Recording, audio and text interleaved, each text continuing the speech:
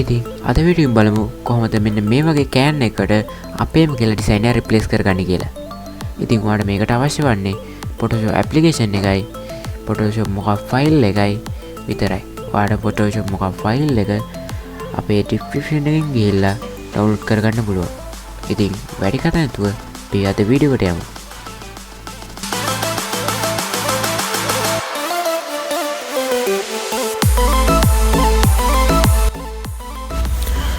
ඉතින් මුලින්ම Photoshop open කරන් ඉන්න.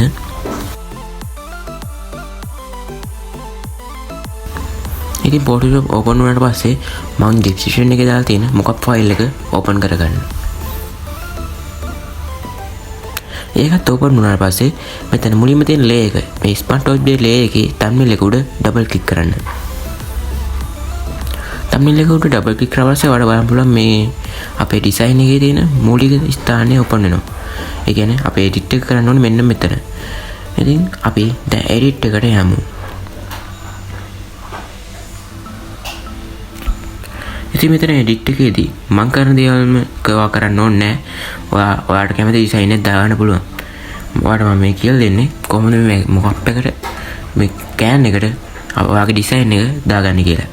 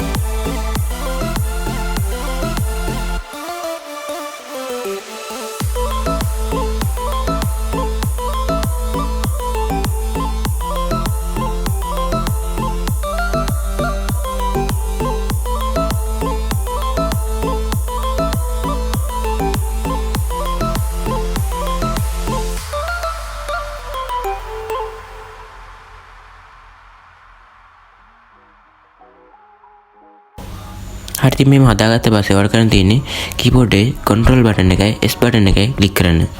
එතකොට මේක save වෙනවා.